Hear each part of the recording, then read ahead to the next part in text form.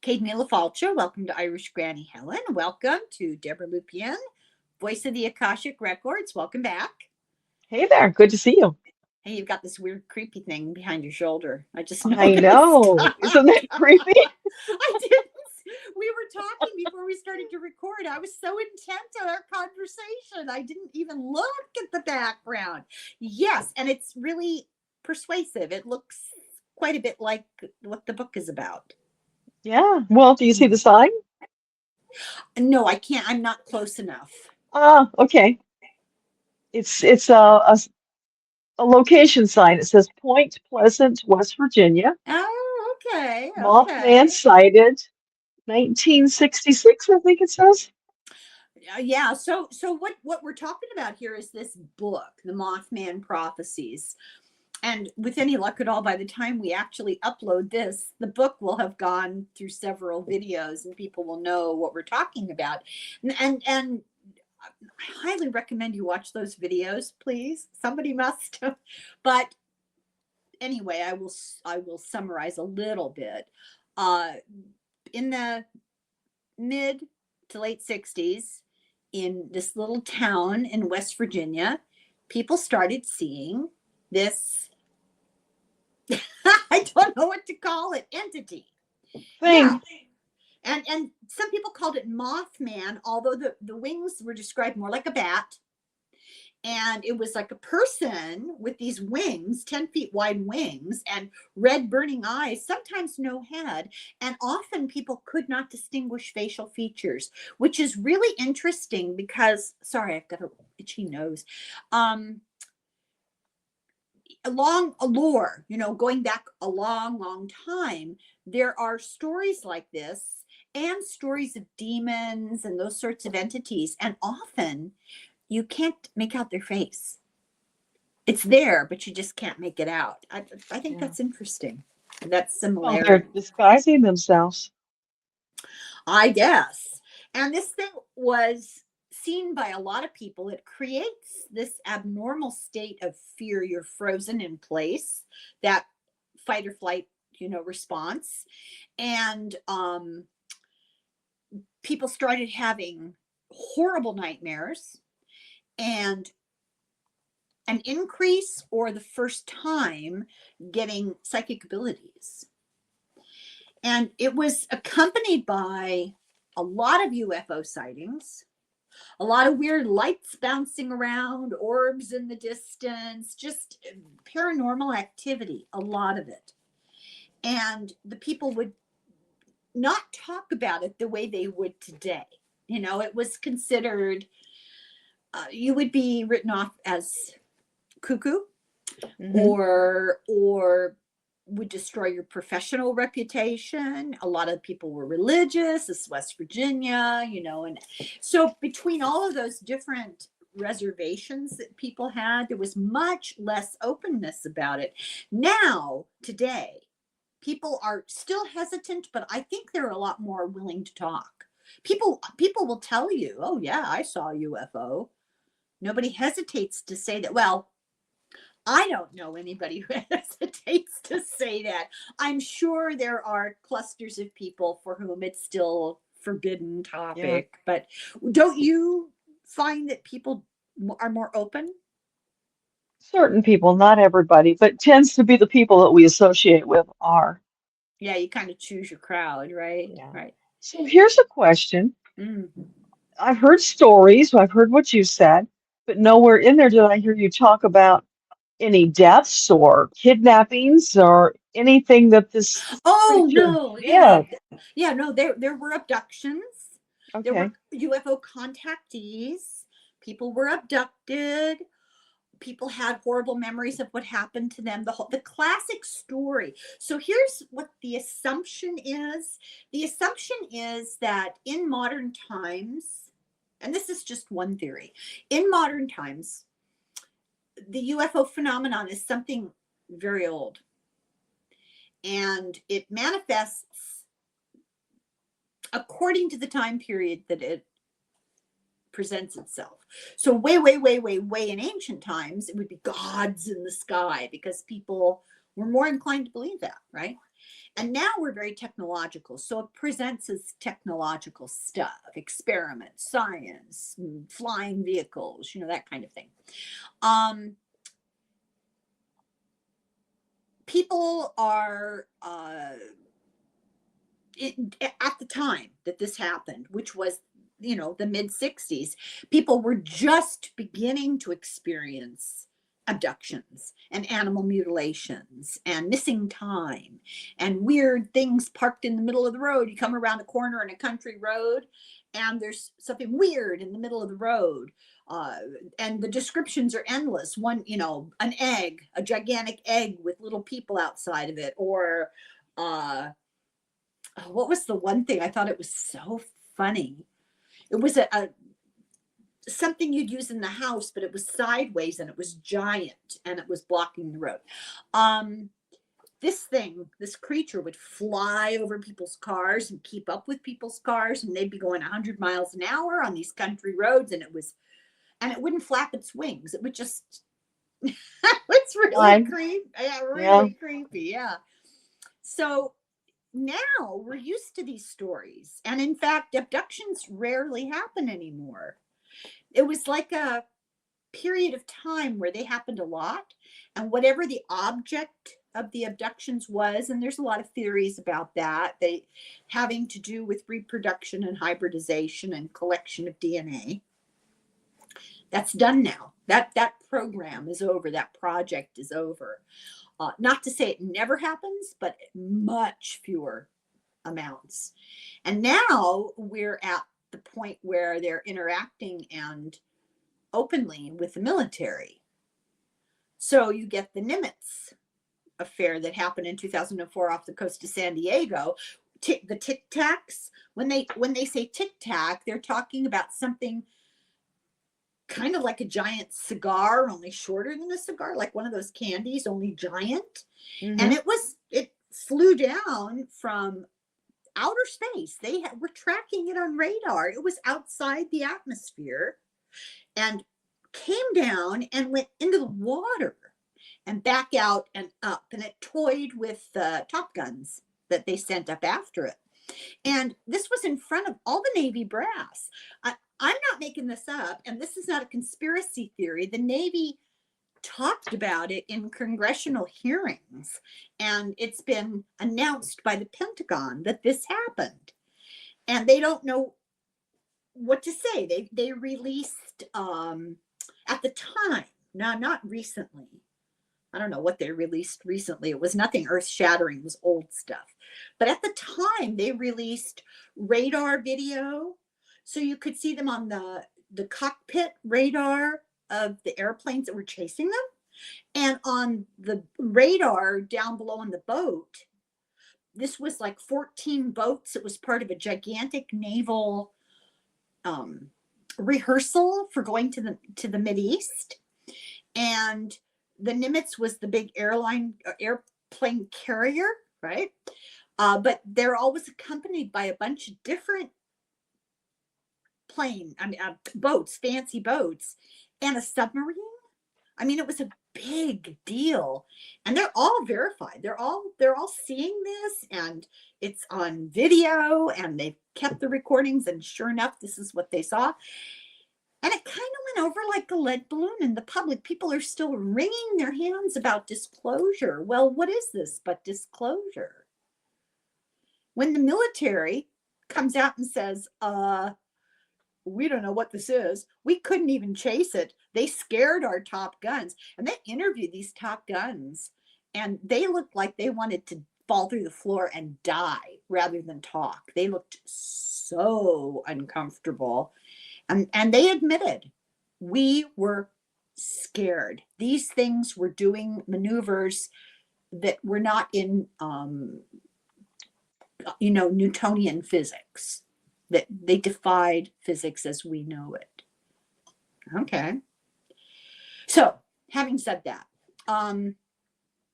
that's the latest iteration of communication with these whatever they are. Now, John Keel did not think that they were extraterrestrial. We'll get to that. It's very interesting. We're going to ask him about that. So John Keel's the guy who wrote the book, and I thought I want to know more about him. I want to invite him to come and talk on my channel, but he died. So When did he die? hang on, I have it written down.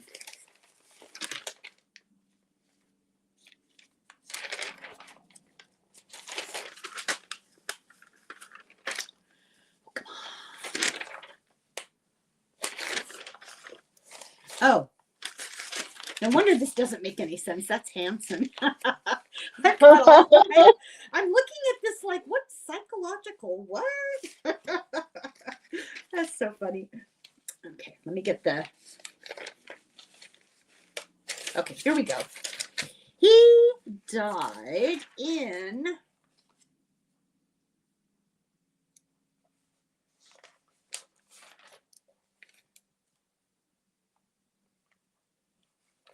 Oh, come on.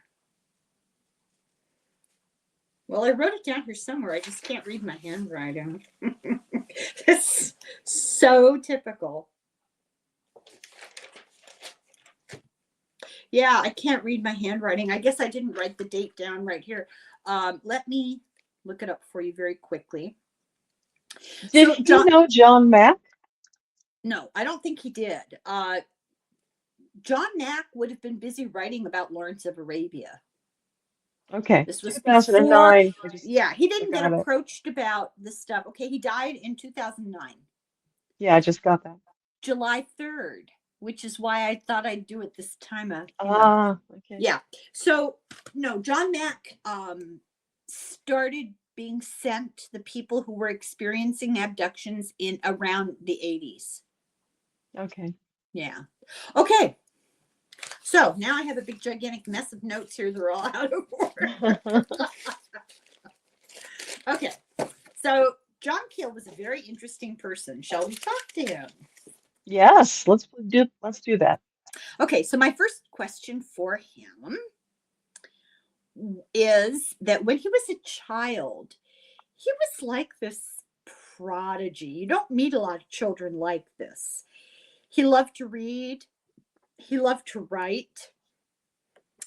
He was called Houdini by his friends because he learned how to do magic. He was an avid reader. He published stories in magic magazines.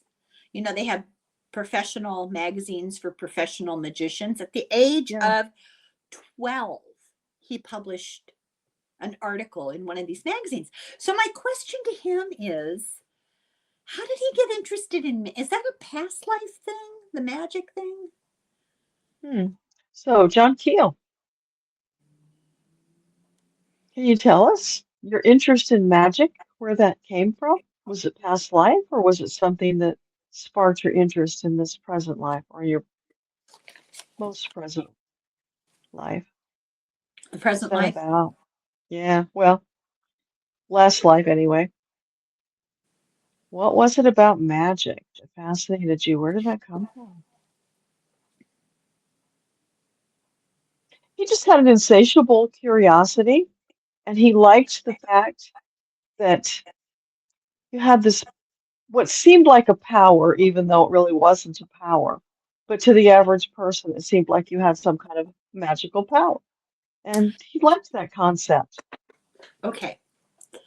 I have a question for him, and I don't want him to take this the wrong way. But he had a lot of interest in magic. And later on, we're going to hear about how he was in the military. And in the military, he claimed that they trained him on propaganda, how to do mind control through propaganda. So my question is this the origin of his writing? I'm not going to make aspersions, but of his writing about Mothman, did it come out of his enjoyment of fooling people? Great question. So the Mothman stories, was that about you fooling people? Was that the derivative?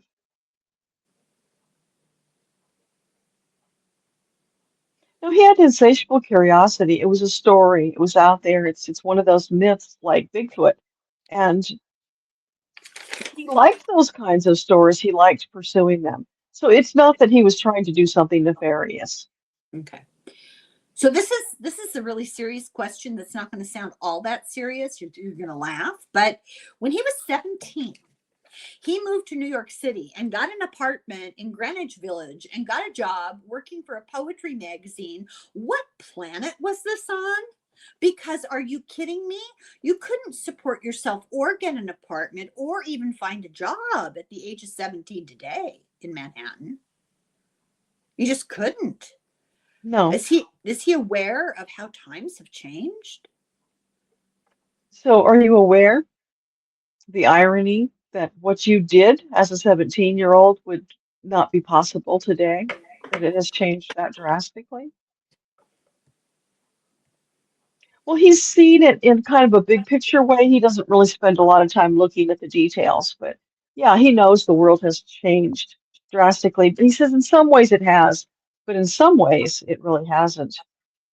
No, it just was so dramatic to read that. I was just blown away to read that But because I've heard stories like that from other people mhm, that it was just more open. People helped one another. You got roommates. You made you it could work. afford things. You could find a job. He didn't even graduate from high school. He took all the science classes the high school had to offer and just decided to hell with it. Went to New York. I don't know if you could do that now. I don't know how you would sustain that. You make a living. Where was he from? Um, the Midwest, I think. Oh, New York, Oh, he was Cornell, from New York. not New York Oh, City. but Cornell, Cornell, yeah, New York. Yeah. Ithaca. Oh, Yeah. you know where that is? Yeah, it's north of the city, a few hours, Ithaca. So yeah, for him to go to New York City from Ithaca was not that big of a deal. It's not like he was a podunk farm boy from Ohio who went to New York. That would have been true culture shock. Yeah.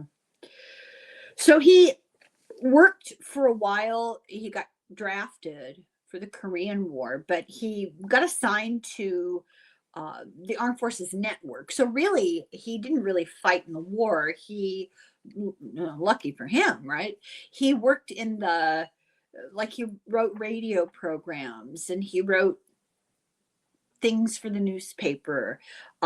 He became the chief of network production, which is, you know, how old was he? 19, 20, maybe? That's pretty impressive. Anyway, then he got a civilian job working for when his 2 years were over from being drafted. He got a civilian job working for the military, doing sort of the same thing. And this is when he claims that he was trained in the army in psychological warfare and propaganda, being a propaganda writer. What was the most nefarious thing he felt he was put into by the army when they were doing that with him, the propaganda, the brainwashing stuff? So that was propaganda for here or for somewhere else? For the military, the army. Yeah, but to propagandize Americans or people in some other country. It doesn't say. Okay. So can you tell us when you were working for the military with the propaganda, what was the most nefarious thing that you did?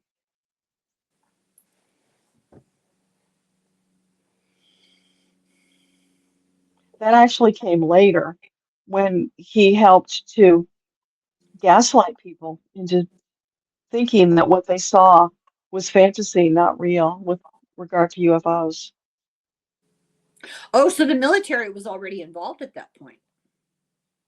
Well, I don't know if it was at that time. It could have been later. So are you saying that at the time that you had left the military and you were working as a private citizen? He worked for the military after he left the military as a private Yeah, citizen. Yeah. yeah. So it was after you were out of the military.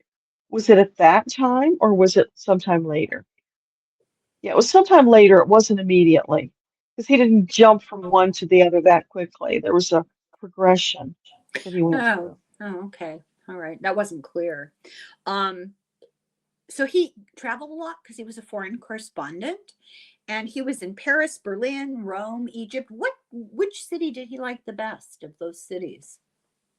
So could you tell us what was your favorite city when you were traveling as a foreign correspondent?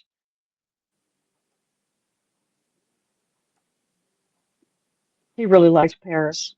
Hmm. What young man wouldn't? Well, I would choose Rome, but that's fine.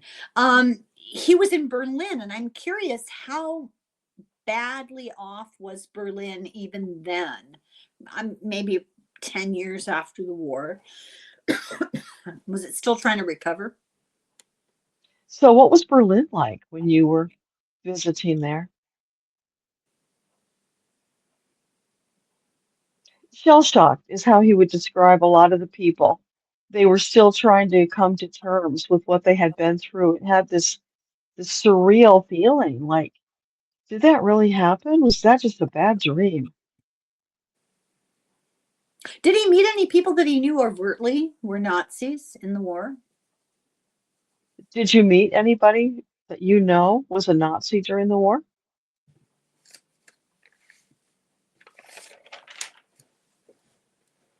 He met some who he would classify as Nazi, but they were not openly Nazi. So then he spent 4 years traveling around Mideast and Southeast Asia. And I have to admit that my mind went to, was he in intelligence? Was he working for the government? So did you do intelligence work for the government? Yeah. Yeah, Not he was a surprised. natural because he was there and he had the predilection for it. Well, when you're a journalist, you get into places and ask questions that other people might not be able to Yeah. justify, right? But Right. he was also open to the flights of fancy. Yeah, he learned a bunch of magic tricks while he was in Asia. He like rope tricks and faker, fakir, however you pronounce it, tricks. It says he went looking for Yeti. So what's his opinion about Bigfoot? Because that's just, that's their Mhm. version of Bigfoot. What's his opinion about that? So do you have an opinion you could share with us about the Yeti and Bigfoot?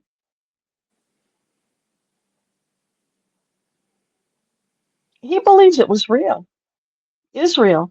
He heard enough Mm. accounts that were believable to him. Yeah, yeah, no, I've heard him do. What does he think it is? So what do you think it is?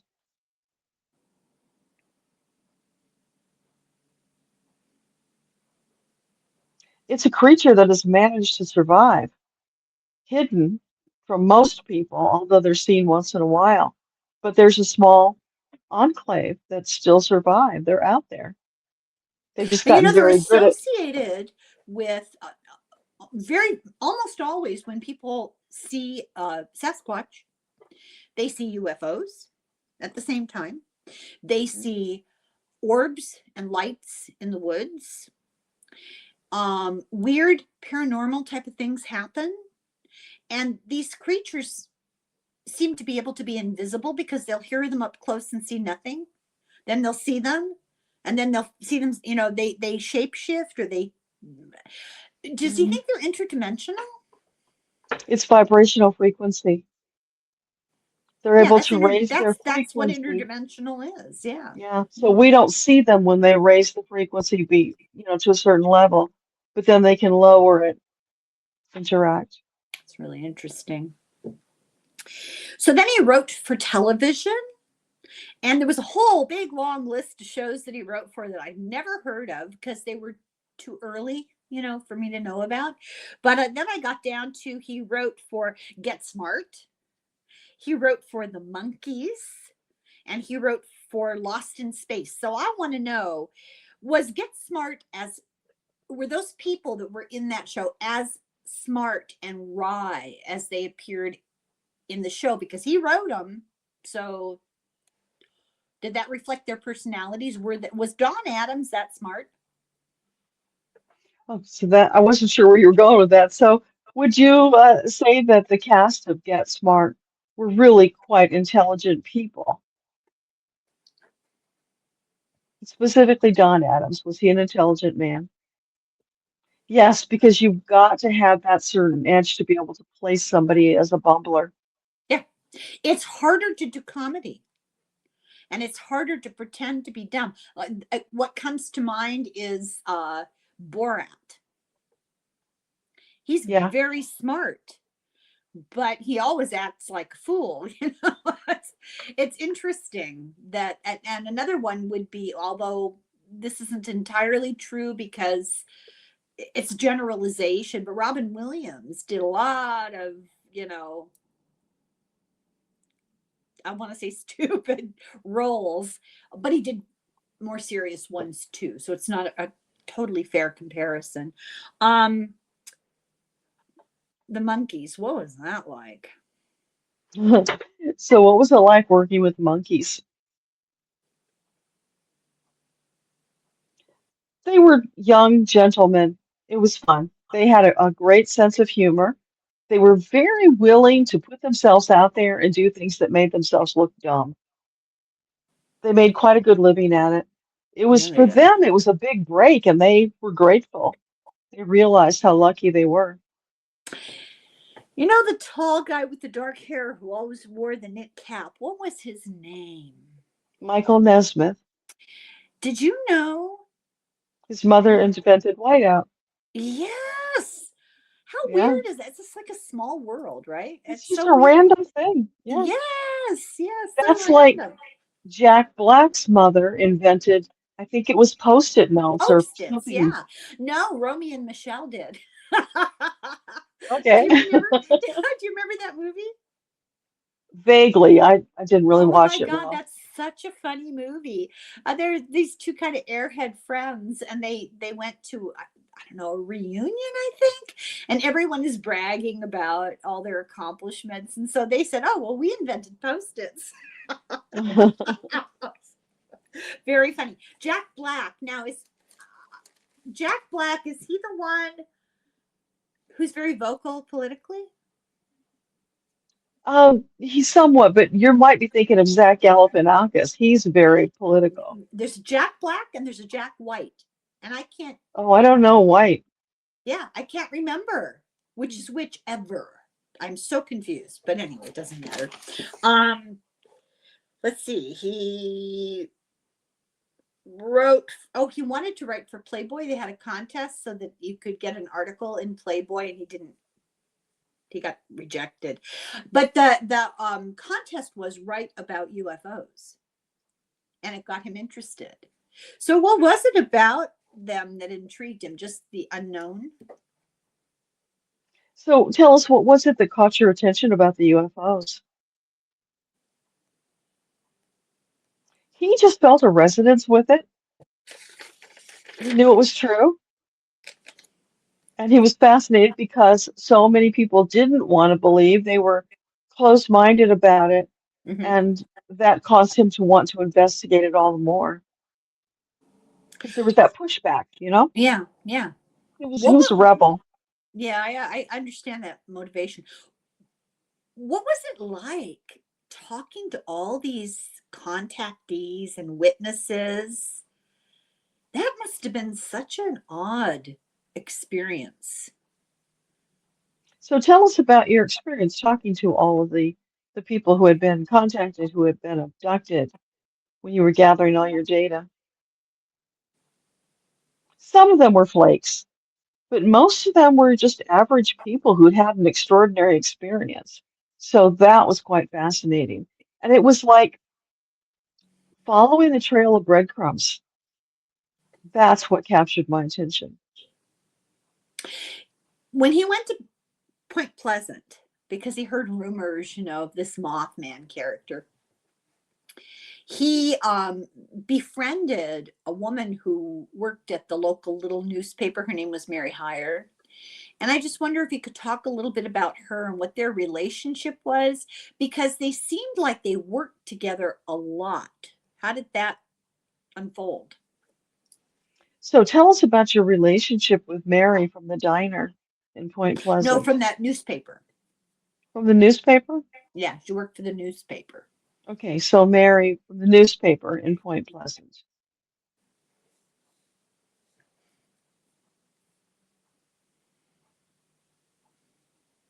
They just clicked.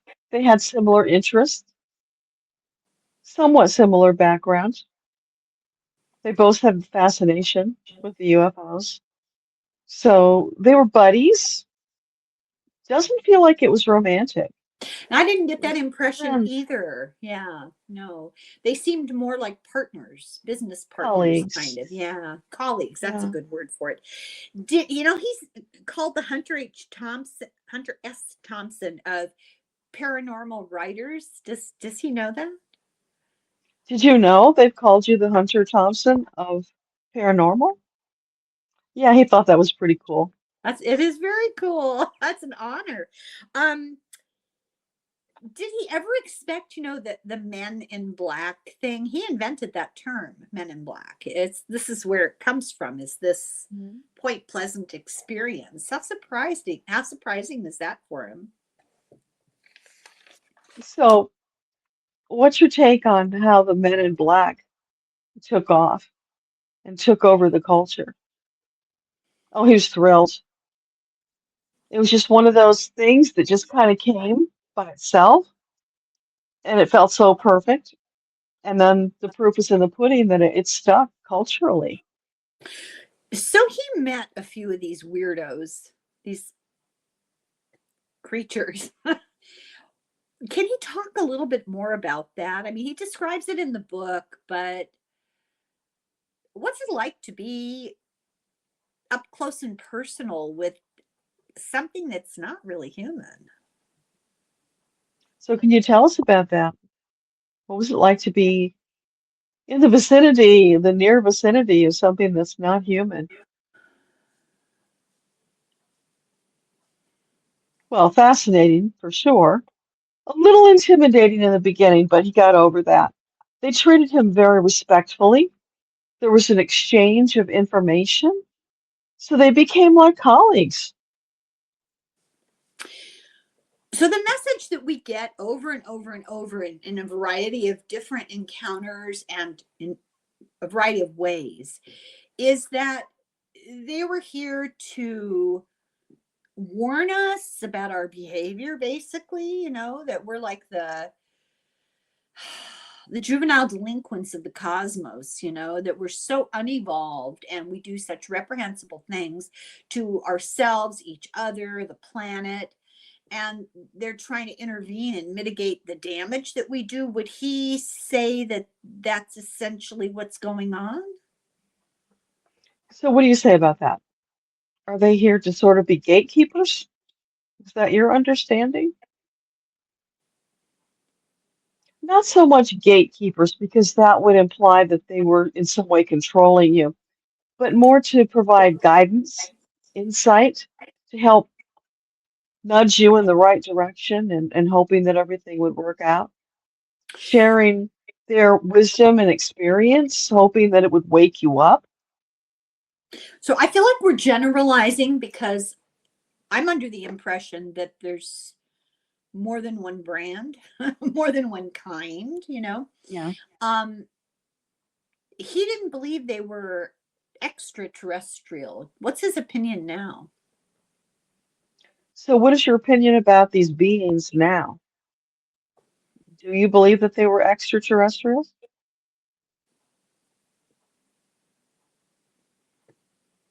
Yeah, well, now it's kind of in your face. You can't deny it. There's enough evidence. Could it be is there a combination? Are there some that, I have heard so many stories about living underwater, living under the earth, living in another dimension, but alongside us, parallel to us, and they just manifest when they feel like it. Uh, is there a broader variety than, I mean, we're trying to put them into a little kind of a contained description, but I think it's much more complicated to that than that. Would I be on the right track Yeah, there? but what he just said is that they were humoring him and others like him who weren't ready to see the bigger picture. So whatever it is, the story that they wanted to tell, they went along with it because they had a bigger mission. And that was just semantics to them. It didn't matter. But I guess my question is, there's such a broad variety. They're from different places. So both things are true, or many things are true. They're from a variety of different extraterrestrial places, but some are from inside, around. Yes, he knows Is that that now. Now he okay? Yeah, sees I'm that. asking. Yeah, I'm But asking for yes, confirmation. yeah, Yeah. there are some that are, as you said, under the ocean, in the earth, sure. Like Mount Shasta, there are some there, places like that. But Walking they came, around but yeah, but they came from somewhere else and they set up their bases here and they have been here for a very long time. a long So time. they didn't originate here. So there are a lot of people who look at these, it's almost a religion. You know, Yeah. they consider the aliens are going to save us. And that cracks me up because that's antithetical to any real understanding of natural law or why we're here. It's going to come from inside. It's not going to be external. You save yourself. It's knowing your own power and wisdom and all that. Um, can he elaborate on that? They're not going to prevent us. This is what I've heard, that for a very long time they interceded when we were new to nuclear power. They have interceded. They have prevented tragedy several different times. But at this point, anything that they could do would cross the line into interfering with free will. And they won't. They cannot do that. It's against natural law, universal law. So, would that be an accurate statement? What do you say? Is that an accurate statement? There's a slight misunderstanding. They Okay. can't interfere with free will, but they can prevent something that is done here on the planet from impacting the rest of the Oh, okay. multiverse.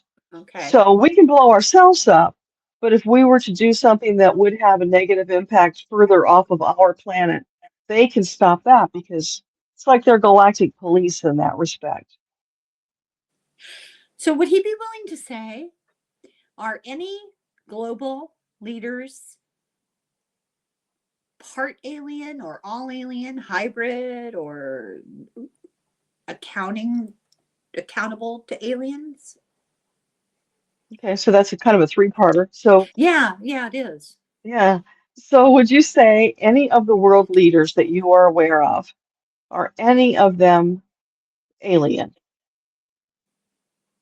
None of them are alien. No. Are there hybrids? Yeah, yeah, there's some that are hybrid. And what was the third part of the question? Oh, Or are they collaborating. So, accountable to them? Yeah, under their yeah, thrall. Yeah, collaborating. yeah. So, some of them are accountable to aliens. They're collaborating. Yes. Yeah, that's not uncommon at all. Want to name names? So, Um, let's ask. So, would you care to okay. name anybody for our edification?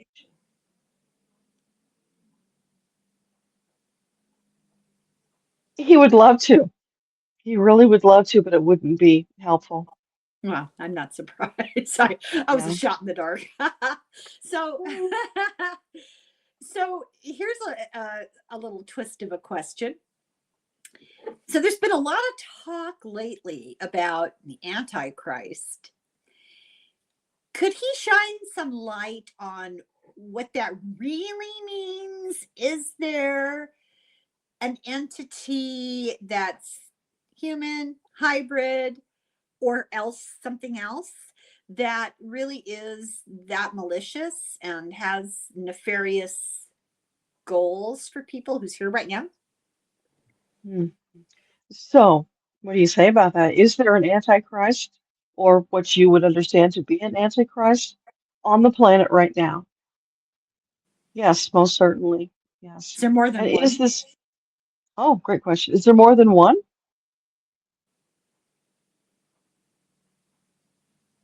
There's one antichrist, and you might say that there are like generals, lower level, but not at that same level of malevolence. So this person and their toadies, are they human? Okay. Are they hybrid? They're not hybrid. They are human. They are dealing, though, with what we might call the draconians. So they are working and collaborating with them. That's not totally earth-based. So they're being influenced by what I call dark forces. Well, let's use the term demiurge, which is kind of a, not Satan, but a lower form of devil, you know, Mhm. in ancient philosophy. But it's a handy term, right? So you say generals, potato, right? So my question is there a difference between what we would call a psychopath and what another person might call a demiurge or a demon? Or, I mean, is there any difference? Because it sure doesn't feel like it to me. Hmm. So would you say that there is a different category of people who are psychopath versus the demiurge that Helen's talking about? They are different, but there can be some crossover. So not every psychopath is a demiurge, Okay, I but understand. every demiurge has psychopathic tendencies. Yeah, yeah, that makes sense. Um, Yeah. I understand his reluctance to name names. And I'm going to dig for hints. Would he name a continent? So could you identify a continent where the Antichrist is located?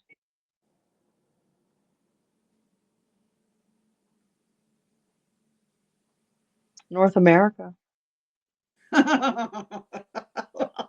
Well, I'm laughing because process of elimination. Okay, let's move on. So, And you know what? That was surprisingly easy. like he was quick to answer Yeah, like why was that easier to answer than the other question? because it's so obvious. I Okay, so guess. when he was alive, his whole premise in this book is that uh, the ETs are terrestrial entities.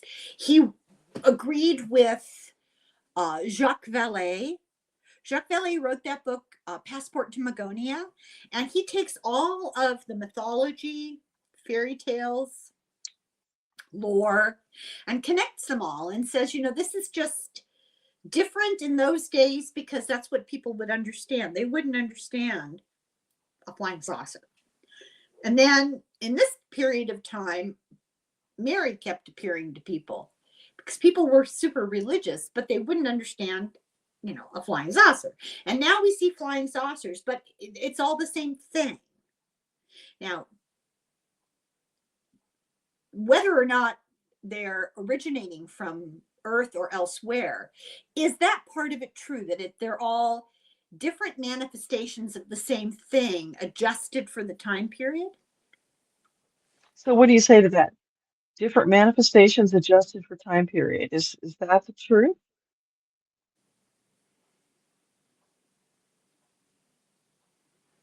Somewhat. But what he sees now that he didn't see then is that there really is ET influence. He wasn't factoring that in. That was just a little over his head at that point. He wasn't ready to accept it for Well, whatever it's reason. huge. We've had 50 years since he wrote the book. Almost exactly 51 years since he wrote that book in 75, right? Did I do the math right? To kind of Yeah. digest and process and be exposed to all this stuff over and over and over again. Can he tell us, in my opinion, they've already disclosed the reality of it, the government, the military. United States. They've disclosed it in other countries in the same way. You know, Belgium, the head of the Belgian Air Force, I think it was a while ago. He held a national press conference with television sets all set up, and he showed the radar, and he told all the stories, and he said, yeah, we were having like dogfights with these things, and we couldn't win. We got out of there because we were afraid. Somewhere in the Middle East, I don't remember if it was Iran, Iraq. It was a long time ago. It was like in the 60s or 70s. They lost one of their top gun type fighter pilots to a UFO. And so I guess my question is there going to be this gigantic moment of revelation that everybody's holding their breath, waiting to hear disclosure? Or have we had disclosure and we don't recognize it? Okay, so what do you say about that? Have we already had disclosure? We just don't know that that's what it was? Or is there going to be this moment where suddenly they appear and everybody gets alerted to it? You might say that you've already had it. You're getting it in stages, bit by bit. It's Yeah. coming out a little here, a little there. And in truth, that's an easier way for the people to adapt to it rather than some big event like the War of the Worlds kind of thing that would terrify a lot of people. It would create a lot of havoc. So by coming out bit by bit, people are adjusting. Is Steven Spielberg in on this? So, could you tell us, is Spielberg collaborating with these ETs and the government? Let's just say that they've read him in on some of the projects. Well, yeah, that's what I mean. You know, he's in on it. I mean, he made E.T., he made Close Encounters, he's made this movie that's coming up, Disclosure. Uh, it's called, what's it called? Predictive programming, right? He would know because he did propaganda. It's predictive programming, right? So, is it predictive programming? Is that what you call it? Yeah, you could describe it that way. Didn't fool me. Although I'm as gullible as anybody else, I'll tell you what. So here's an interesting little tidbit. He was good friends with a guy called Mark Coppola, right? Now ask him, do I have that right? Oh, so were you friends with Mark Coppola? Yes. He's Nicolas Cage's brother. Nicolas Cage is a Coppola. He's the Yeah. nephew of Francis Ford Coppola. Did you know that? Yeah. Oh, I didn't know that. No, nobody ever tells me anything. Always last to know. Yeah. That And that one's been open for many years. yeah, well, I'm telling you, I'm always the last to know. Mhm. And he's the cousin of a guy called Jason Schwartzman. Does that ring a bell? To me, no. Okay, I had to look him up. When I saw his picture, I went, this guy looks familiar, but I don't know why. He was in a whole bunch of those comic book movies, you know, superhero type movies, which Marvel. I haven't seen any of those. His mother is Talia Shire. You know who she is? Hmm. Okay, so she was Rocky's girlfriend, right? She was also in Yeah. the first Godfather. She's Francis Ford Coppola's sister. Oh, that I did not know. I didn't know that either. So she's also Nicolas Cage's aunt. This is this incestuous little thing going on here. It's just unbelievable. I don't know why that matters. It doesn't really matter, but I just found it really No, but it interesting. mirrors what we've talked about, these connections, these nefarious connections. Nepotism is a huge thing. And that's not to say Wow. that the people that benefit from it are not worthy. You know, many of them are just genetically talented, right? But nepotism is a huge thing. A lot of people who are famous, well known, in high places would never have been there if it weren't for their connections. That's just the reality of, you know, the way people work, right? Doing Yeah, favors for family each other. business. Yeah, yeah. So let's see here. Did he meet Jacques Vallée? Who? Jacques Vallée. Jacques Vallée. Did you meet Jacques Vallée? No. He's a long time researcher of UFOs and all this peripheral stuff. He, well, he's French. He's also, I think he was like a PhD in computers at the very, very beginning of computers, because he's quite elderly now, I think. And he just got interested in this peripherally by people that he met and whatever. But he's gone on a long career of writing. I covered a bunch of his books, what he thinks about all this stuff. And he was in agreement with John Keel's first theory that a lot of this originated on the planet. And some of it did. I don't think they're exclusionary, you know. I think that a lot of those things are all true at the same time. When they made the movie Close Encounters, I don't know if did you see it? Oh, yeah. Okay, remember the last scene where this, the spaceship is on the ground and there's a guy with a keyboard and he's playing do do do do do. Remember that? Yeah. The guy in the movie was a French scientist. It was supposed to be Jacques Vallée. Okay. He was playing the part of Jacques Vallée. They didn't call him that, but that's who he was, It was like an homage to Jacques Vallée. Interesting. So Dr. Diane Pasulka, does he know who I'm talking about? Dr. Persolka, do you know her? Yes, he's familiar. So how accurate is she? How close is she to the truth about things? So would you say that she is close to the truth, or is she misguided? She's pretty much on target. So to put that in more specific sentence, Marian apparitions are communication from alien entities. We're not talking God and Jesus and Mary. These are manifestations of alien entities. So are you saying that Marian manifestations are alien based rather than coming from a deity? It's a mixed bag. Some are, but not all. So when he says that, so there are gods? Is that what he's saying? So are you saying that there are gods? There are entities that would be identified as gods, Well, yes. yeah, we knew that. Mythology, right? Those were entities, but they were interpreted as supreme beings, correct? Am I right about that or wrong about that? So like the Greek gods of mythology. Right. Yeah. Sumerian Yeah. gods, their mythology is that these people from outer space came with advanced, sophisticated technology and brought these gifts to people and ended up using people as a slave race, but brought agriculture and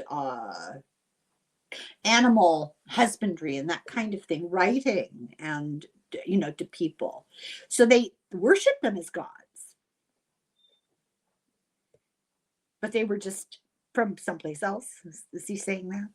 So would you said they were not truly what we would think of as gods. They were extraterrestrials who were more advanced. Yes. And they came with the aim of helping with the evolution. Some of them, gave into their baser emotions and inclinations and went into slavery They and Nephilim, they crossbreeding. looked on the daughters of men and saw Yeah. that they were, that whole thing, yeah. Um, so would he say that there is going to be a moment in the relatively near future where they make some kind of big announcement about the government and elsewhere? So do you think it will be soon that there will be some big announcement about the government collaborating with beings from other planets? No, they're not ready yet. They're holding back. How do they need to get ready? Part, What do they need to do? part of it's fear. They're afraid of losing their power. This gives them a lot of leverage. People don't like to give up power. Yeah. Keep Uh, the people second guessing and afraid. How resistant, how much influence of resistance is there from the right wing born again Christians in the Pentagon? Because I've heard that they're a real problem.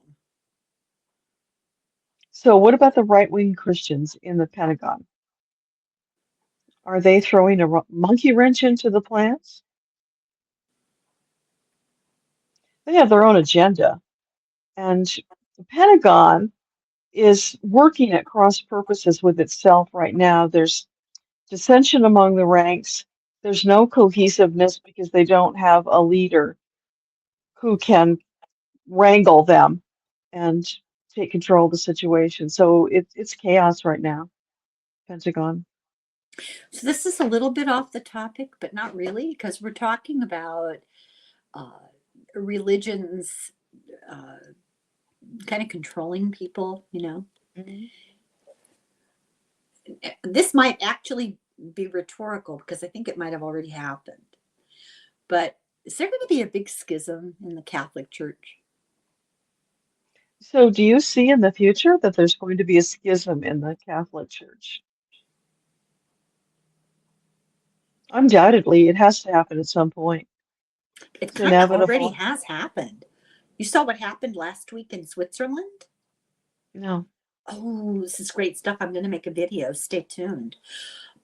This weird group, this sort of cult like schismatic group called the Society of Saint Pius the Tenth or whatever number, I don't remember. It was one of the popes, you know.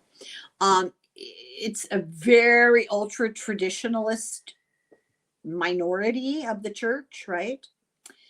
And they in Switzerland, they met in Switzerland. They weren't all from Switzerland. The guy in charge of the group uh, anointed 4 new bishops, and the Pope told them ahead of time, you can't do this. You guys are espousing beliefs contrary to what the church believes. And you're saying the Pope is not in charge. And you're doing a lot of, well, I can't use that term, something stirring. and I'm not having it. And if you do this, this is an act of excommunication. You will be excommunicated by virtue of that act.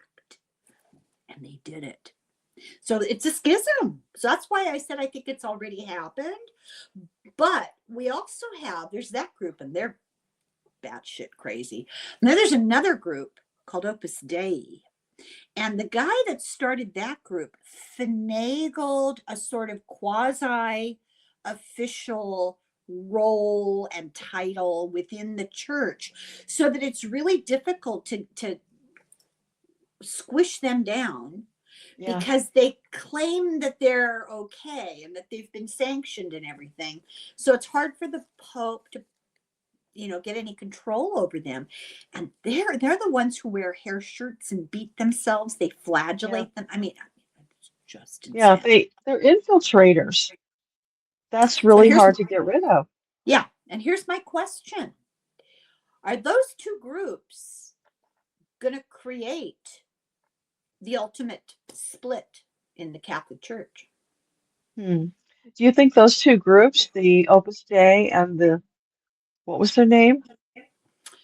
The Society of Saint Pius the Tenth, I think. Oh, okay, the pious people. Do you see that those two groups will get together and split the church? No, because the pious people are too uncontrollable. They've got their own agenda. The Opus Dei people still find it useful to work from within. Oh yeah, they've got it figured out. I mean, it's really nefarious. They They have more power almost that way. completely, yeah, they almost completely brought down the biggest bank in Spain. because they So all they stole have to do is continue building the ranks within the church. And at some point, yes, they will have be that schism schismatic. because Yeah. they will be large enough that they can do that. Right now, they're not there yet. Well, you know who's big, our big members? Bill Barr is Yeah. an important member. There is rumor that, not verified, but rumor that Vance is, that's why he converted, because they have power. They have a lot of power. One of their main places is in Washington, D.C. It's called the Catholic Information Center. Oh, Sounds innocuous. It started out as a bookstore, but it has become a powerhouse. I think they don't require secrecy, but they encourage it. But they can talk about being a member if they want. And it usually serves their purposes to not admit it. But there's rumor, like heavy rumor, that Alito allegedly is one of them. I Just would not be surprised. no. And Same energy. Leonard Leo's the guy in charge. And Leonard Leo is this little weasel of a guy who ended up manipulating and ended up being willed over $1 billion and they have a lot of power, a lot of power. And I see this power, kind of a parallel power centers with Opus Dei and the Dominionists. The Dominionists, like Doug Wilson, Pete Hegseth's pastor, who says women are just people other people come out of. Nice, huh? Yeah. So these two guys, they have the same goal, and they're on parallel tracks, but never the twain shall meet. And there's going to come a time when they're going to go after each other like wolverines. Would he say that that's true? And would he say that it's soon? So, would you say that is true? And is it going to happen soon? They represent the dark side of masculine. Soon, maybe not immediately, but also not that far away. They're building power daily, and their attitude is really hard to hold in check right now. They're just champing at the bit to get out there. So all they need is some opening, some triggering event, and then it's like the doors of the Coliseum open and they all rush out. Is he willing to tell us whether or not they will achieve their dream for women, which is like the Handmaid's Tale? It's identical to the Handmaid's Tale. Does he think that that's likely to happen?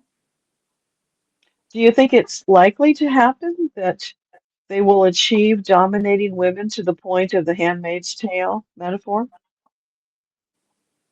That's their wet dream, but no, they will not achieve it. They will be stopped. Ew, their wet dream. Oh. He's right though. It's kind of gross. Um, I don't know. I can't think of any other questions. Can you, Deborah? Questions, no, but earlier I got this download when we were talking about that, and it just washed over me.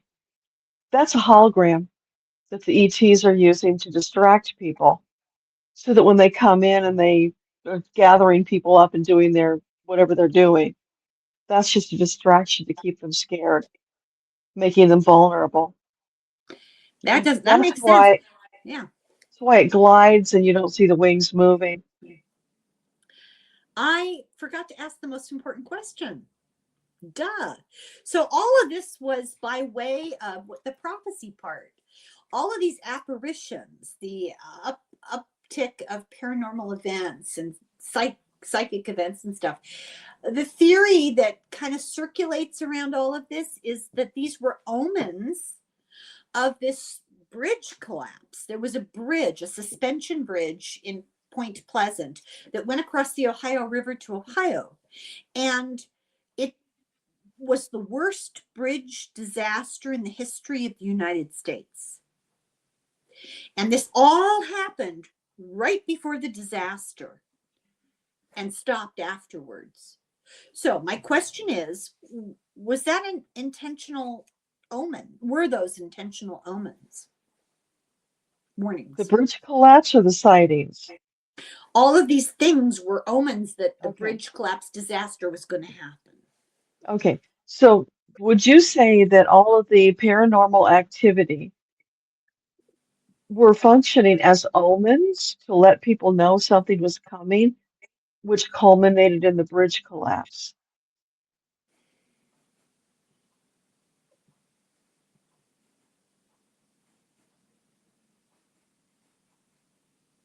Hmm. I'm not quite understanding what he's saying. Give me a minute. So their plan was to come in and do their experiments with people, whatever that was, hybridization or whatever experimentation they did with their bodies. That was their goal. This was a distraction to allow them to do it. So they weren't omens in the sense of like spiritual omens to let you know something's going to happen. But the bridge collapse was created by the aliens to make sure that they made their point of keeping the people afraid and under control. It was like a culmination after all the other things that had happened. Now they've got them all afraid of their own shadow. And let's just seal the deal by collapsing the bridge. It's like putting the point on the sentence. Hmm, that's interesting. I don't quite understand the point, but For the people who were skeptics, who weren't believing, it was like, see, we told you, look, the bridge collapsed. So it helped them to persuade more people who would have been scoffers. It's I like, look, guess for here's the me, evidence. I guess for me, all of that stuff that happened beforehand, how did that connect to the bridge? It didn't make it. I don't see the connection. Well, the people told the story that it was omens warning them that something bad was going to happen. So you better pay attention when these omens come in the future. Oh, okay. It was trying to program them to set them up like the propaganda that Keel wrote. Yeah, yeah, I guess I see that. Yeah. I don't know if I would have felt that way, but You probably wouldn't because you think differently, but it was like herding the sheep. yeah. What should we look out for? So, what would you recommend that we look out for in general? Wolves in sheep's clothing. They're everywhere.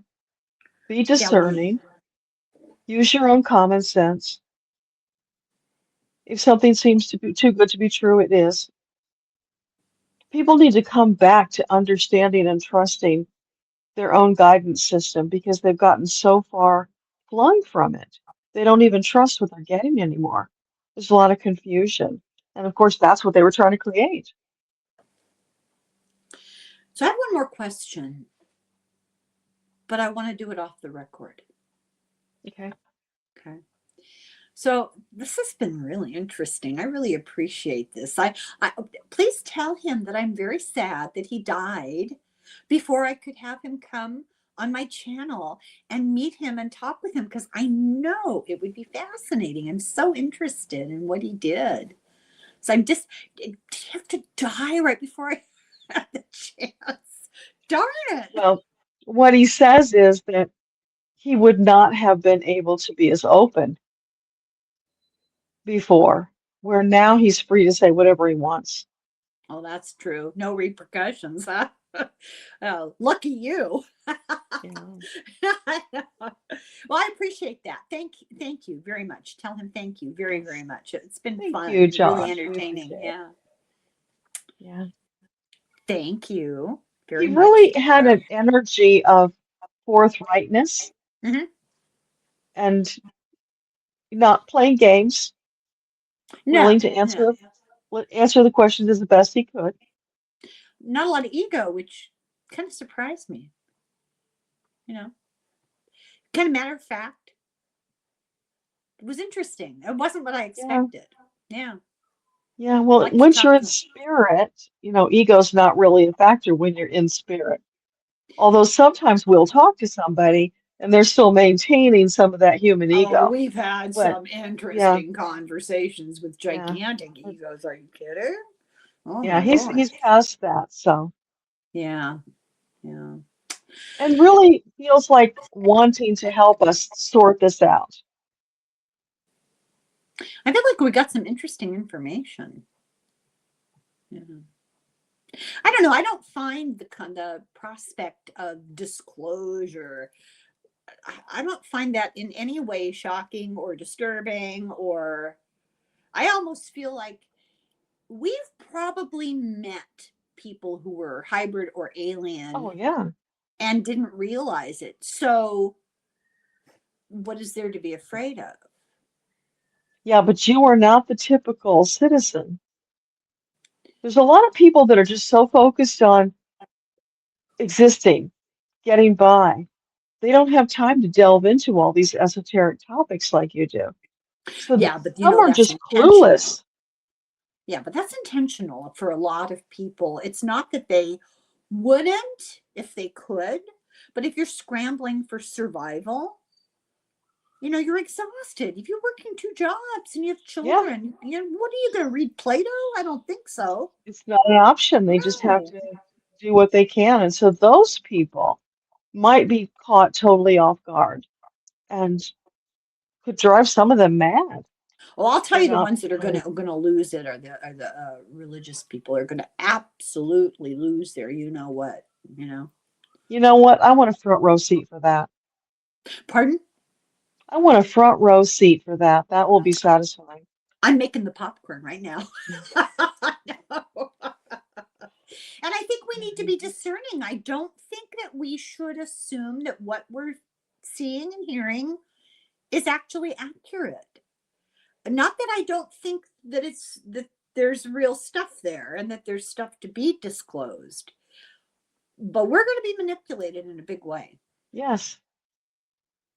And it's going to be very difficult to be discerning about it. Well, so we need to take the lesson from what we've observed about the MAGA people. You were warned that this imposter would come along and would fool you, and you fell for it hook, line, and sinker. So we're going to be next, and we have to be discerning. Check it, multiple times. Check with whatever guidance you have to be sure that you're not being led down the Well, I back think lane. the loud and clear message that I've heard over all this information that we've collected and people we've spoken to, there are no saviors. We're Oh not going no. to have the ETs come in their white horses, you know what I mean? Mhm. To rescue us from ourselves. That's our job. Yes, exactly. And it's foolishness. It I don't want to put people down because I understand the impulse. It's naive Yeah. to think that rescue spiritually is coming externally. It doesn't happen Well, that way. and many of the messages I've channeled in the last year speak to spiritual maturity. Yeah. That's a huge That's message right difficult. now. It's hard. You and I talk Nobody about this said it would be stuff. easy. Well, I think it's important to point out, you and I talk about this stuff all the time. And I feel like I barely scratched the surface. I barely have a grasp of what we're supposed to be doing. And, it's really hard because, for one thing, we've had a lifetime of indoctrination to the contrary, Yeah. right? Very difficult. And then, human nature is such that survival is just an overpowering instinct. I mean, it's going to be foremost in everybody's minds all the time because we are kind of subject to our biology. It's biological imperative, right? Well, I think we've been working on developing and expanding our intuition, being able to trust it. Now, the challenge for us is going to be confirmation bias versus spiritual Yes, maturity. yes, yes. That's the battle. Yeah, we live in this little echo chamber. I think a lot of people who are in this, area live in an echo chamber. You know, you're told, oh, it's going to be fine. Oh, they're coming to help us. Oh, this, oh, that. And oh, no, no, it's not true at all.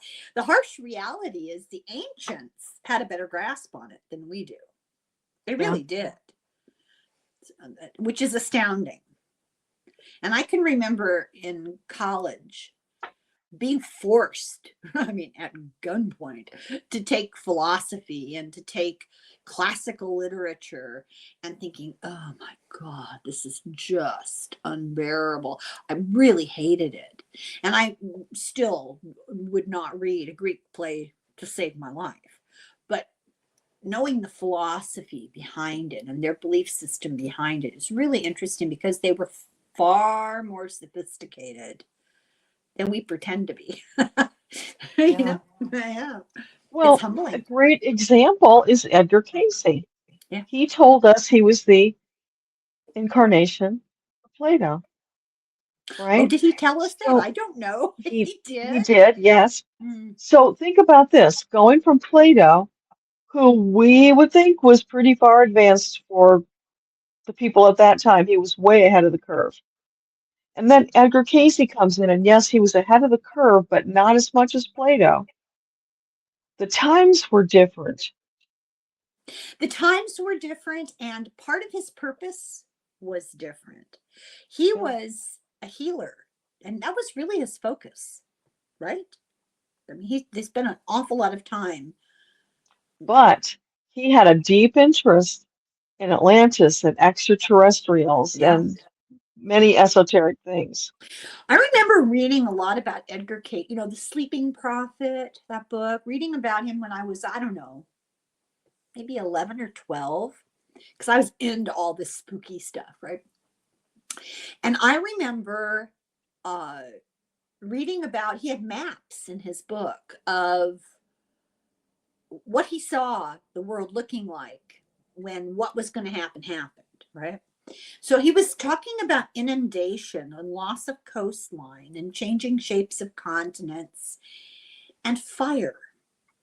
And at one point, there was a map of all the fires, and he talked about, you know, this part of the world will be on fire.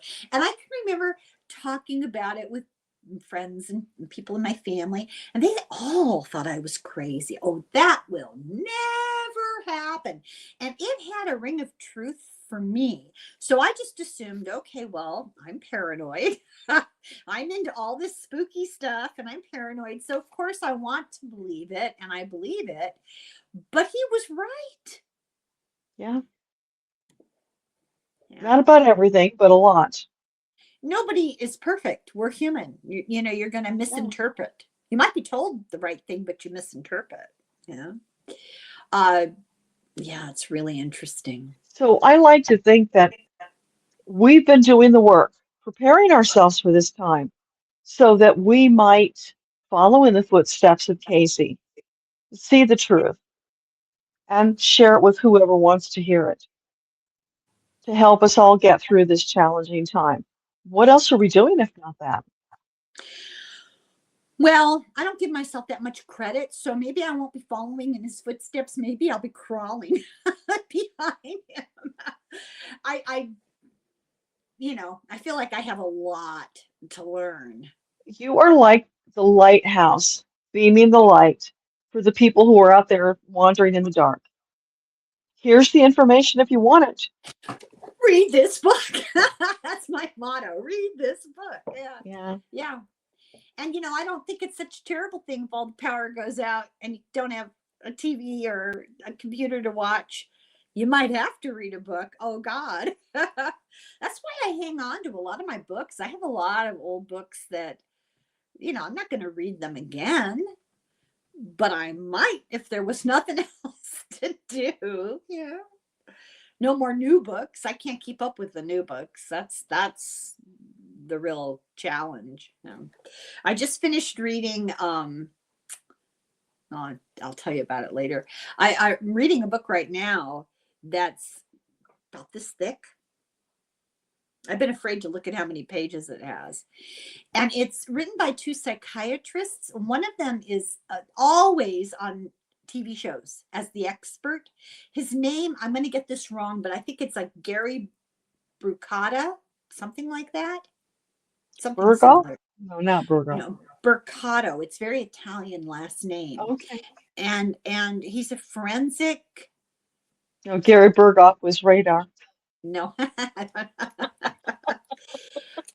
His expertise is psychopathology, and so he Okay. and this other guy got together and they wrote this book called The New Evil, which Oh, immediately puts people off, right? yeah. The premise of this book is that in order to understand psychopathology, you need to break it down and address it in increments, in levels. And so he made this scale, the scale of evil. And he said, we're not talking evil people. We're not talking evil in the sense of religion or morality. We're talking evil acts that any person in the world would say, oh my God, what are you doing? That's what they're talking about. And I didn't realize what a valuable book this was going to be for me.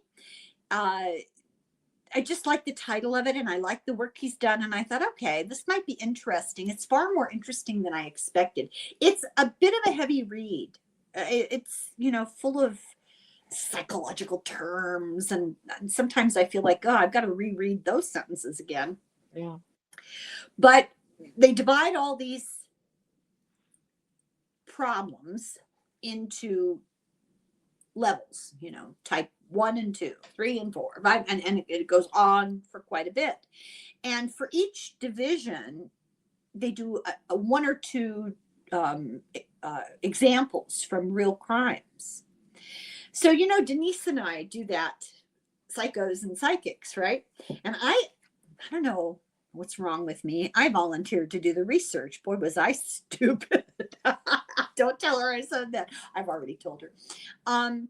It's a lot of work. And the upside is I get to pick the cases. She just does what she's told. Okay, this is what we're doing next week. So I picked the next case we're going to do. And she'd never heard of it. I'm not going to tell you what it is. I'll tell you later. I'll tell you when we turn off the recording.